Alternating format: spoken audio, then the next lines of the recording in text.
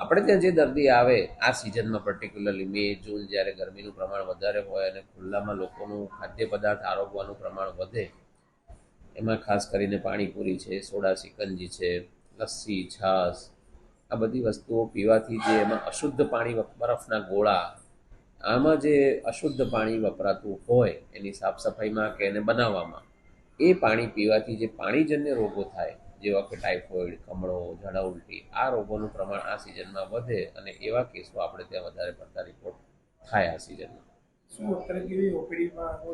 Generally આપણી OPD 100 થી નીચે રહેતી હોય, પણ જ્યારે આ સિઝન આવે ત્યારે આ ઓપીડી 100, 125, 150 સુધી પહોંચતી હોય. શું કીધું, શેરડીના રસનું વધુ પડતું સેવન હાનિકારક છે?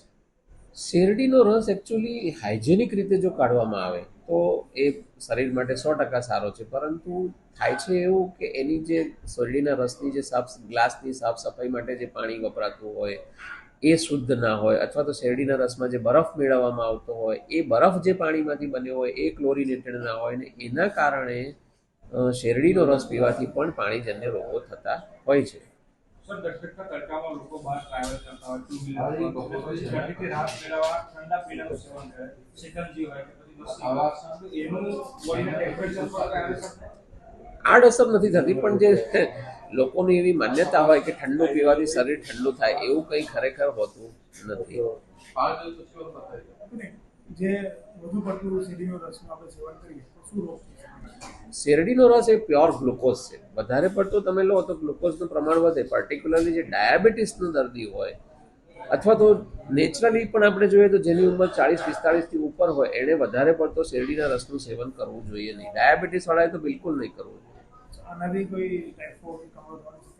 મેં કીધું એમ, શેરડીના રસમાં કંઈ પ્રોબ્લેમ નથી, પણ શેરડીનો રસ જે ગ્લાસમાં પીરસવામાં આવે છે એ ગ્લાસની સાફ સફાઈ જે પાણીથી થાય છે એ પાણી શુદ્ધ ન હોય.